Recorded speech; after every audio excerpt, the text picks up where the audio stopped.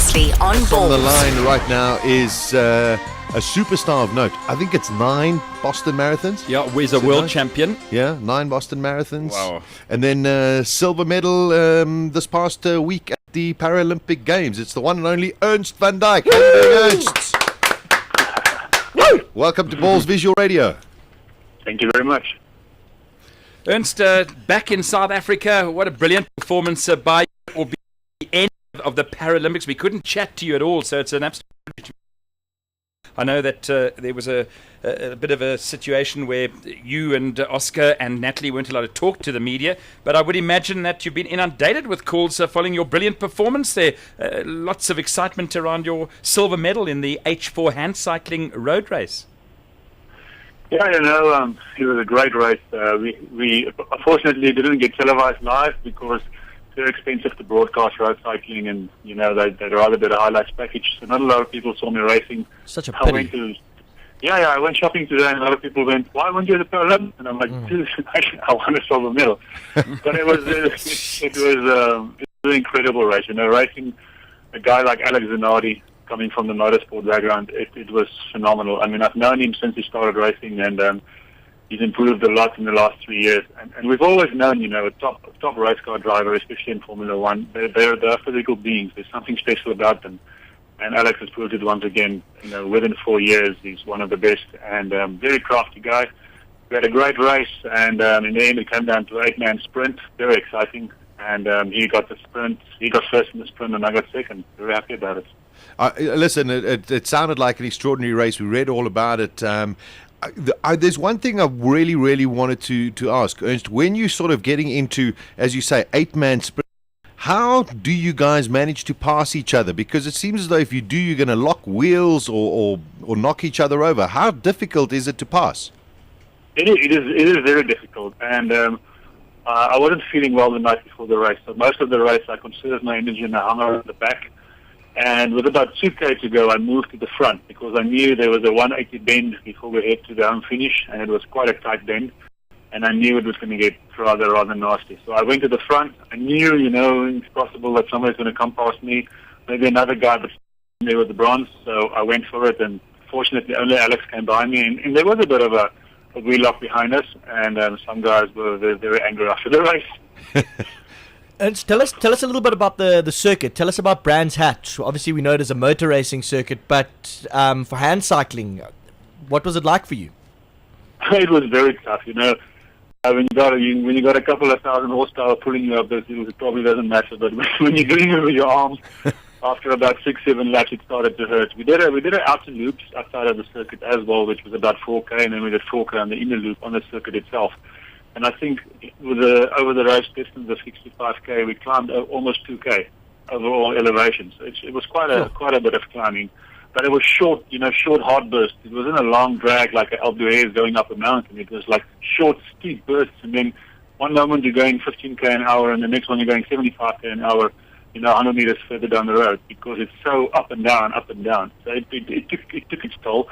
And we knew that's probably why we were 8 guys to the finish. That a lot of the guys were a bit more conservative because they knew if you go out in the front and you're going to be on your own, that course is going to take its toll. So we held back just a little bit, but there were some areas where the guys attacked really hard. Alex, he wanted to get away from us because he didn't really wanted to be in the sprint, and he really did a few serious attacks. As did Oscar Sanchez. Oscar's a ex-Navy SEAL who got injured, and also a very special physical being. Those guys can really push themselves. And he also tried to get away, and he couldn't get away. So in the end, we just stayed together, and we went for it. Ernst, I wanted to know, since Alex had his accident and started getting into, he finished his motorsport and then started getting into the hand cycling, is there a close bond between all of you guys? Because surely he must have looked up to you with everything that you've achieved and sat there and said, you know what, this is the guy that I've got to go and beat.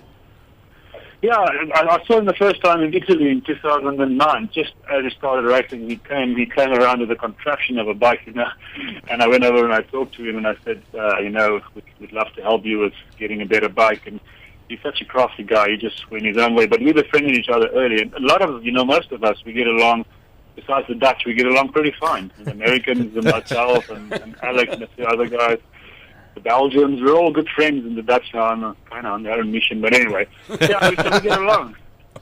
And we became good friends along the road, and he had a lot of help from another Italian hand cycle guy who gave him a lot of advice. But even I've got some nice photos last year after World Champs. Incidentally, last year at World Champs in Denmark, he ate something bad the night before the race. And he had a crappy race, and I think he finished 7th or 8th. Excuse the pun. So this time around, the race in London, it was my turn to eat something bad the night before, and I said to him before we raced, and we had a good laugh about it afterwards. So we get along fine, and he's a great guy. Just out of interest, Ernst, you H4, we spoke to, I think it was Arnu Fourie. We've obviously Stuart McCready, he's H2. Can you explain to us the difference in the categories there? Yeah, there's basically two categories. It's a reclining one and it's a kneeling one. The reclining is when you can't really use your abdominal muscles. So when you're paralyzed up to a level where you've lost the function of your abdominal muscles and some of your leg function. And then the H4 again is for amputees and very low spinal cord injuries where you have all that abs that you can use. You can use your glutes and your upper thighs to push yourself up and down as you're cycling. So incidentally, we're a little bit less aero because we sit up straight, where these guys lie down and they're very much aerodynamic. But we have to use what we have, and that's always been the motto of the IPC or the Paralympic movement, is you have to use what you've got. And they want us to use every single muscle that we have, and therefore we have a kneeling class. Ernst, I wanted to know, how has the technology changed since you started this kind of racing? Well, it's been very consistent, and then Alex came along and he blew it out of the water this year. I think he brought all the Formula One bits. Yeah, he's got unlimited resources, and he has that network of the motorsport industry. And I think BMW Motorsport made him a hand cycle. We speculate that they used the carbon fiber mold that they used to make the cockpit of the car with. Wow! And then they trimmed that into a bike for him. His bike was 40% lighter than my bike. So his bike weighed in about 7 kilos, mine is about 11 kilos. And his was the frame of it was very weird. There were some really strange things about it, but seemingly they put him in a wind tunnel. Now, to go into a wind tunnel is about 20,000 euros a day. He was in there for several days to get this bike tuned to perfection. And we could see it on the course. I mean, there was areas in the time trial where I was pedaling my guts off, and Alex was just rolling. He was coasting. He wasn't even pedaling. That's how terrible this bike was. And we weren't sure if it was legal, but now we know because they approved it. The UCI said it's fine, the bike can be like this, and now we can start investigating it. It's very expensive, to have a unique carbon fiber mold done for yourself. So in the industry, we have to look at ways that everybody can have access to it. So it wasn't just Oscar's blades and his compatriots' blades. It's also something that the organisers might look at very closely. Well, clearly, tactics are very much a part of this whole thing. What's a crow's nest? Can you explain to us what a crow's nest is? Because that's obviously a situation that you want to avoid, and fresh tactics that you can implement at that stage. Yeah, it's just there's too many of us, and we're all on 3 wheels, and we're about half a meter wide, almost more than half a meter wide. I think we're 600 centimeters wide. So we're wide and we're long, and it's we have bumper bars in the back, so that you can't put your front wheel in between somebody else's back wheels. Okay. But it's still it still gets very tight, and those are you want to string the guys out. You don't want to, as I said, go into a corner 8 guys across, or 3 or 4 guys across, because there's another guy in the race, a German guy, Norbert Sandler. And he just, he'll just cut in front of you. He almost took my elbow off in the race. He wasn't even past me yet, and he cut out in front of me. Sure. So you want to, the ideal situation is to try and stretch the guys out, but this course doesn't allow us to do that. I've got one more question, Ernst. What is there still for you to achieve? I mean, you have an incredible experienced record. You've achieved so much in what you do. What do you still want to do? It's funny because when we had the last press conference in London, Gideon Sam kind of announced my retirement along with Natalie de Tours without discussing it with me. For you? No, I'm not retiring anywhere close.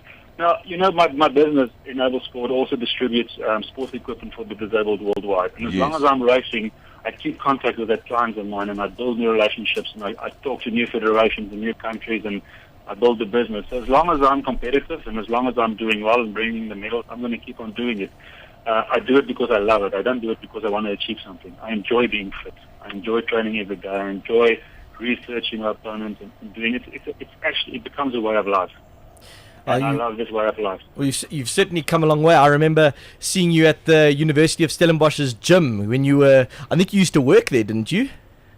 Yeah, I worked in the gym industry for about 12 years. What were you doing in the gym, Simon? I've never left the gym, Sasha. No. Started gymming just after standard 7. Haven't stopped.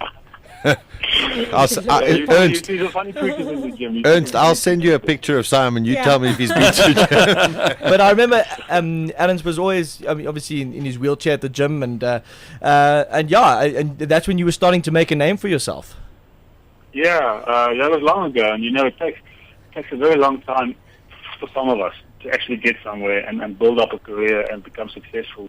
I think it took me 10 years before I won my first race, and then you get other guys who go, they go to the first Olympics after training 4 years and they win a couple of medals. It's just how life works.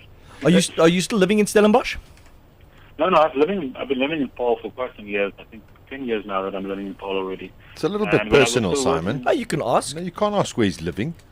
What do you want to go there for tea? Yeah, I guess how's it? What's the address? Because at one stage you used to see Ilana Meyer running around Stellenbosch, Yes. Orchid Brits, and Ernst van Dijk. It was Yes. lots of celebs. Yeah. Yeah, I could share the house with me. So we had some good times. There you go. Ernst, where to from here? We know you're an absolute doyen of the Boston Marathon, New York Marathons. I've asked that question. Yeah, where can we see where you going to pop up next? Well, on Monday I start training for the New York Marathon. New York, on the okay, 4th cool. of November, and we'll see how it goes. Lovely. Look forward to seeing you there. Ernst, it's great to speak to you. Congratulations on the terrific achievements at the Paralympics, and of course we'll always be following you. And good luck for whatever you endeavour to do. Thank you very much. Thank you so much, Ernst. Ernst. Take care. There we go. Ernst van Dijk, a South African superstar. Yeah. You know who you? Throughout my clinic. 2 p.m. to 6 p.m. Mondays to Fridays live on Ballz.co.za. Ballz.co.za.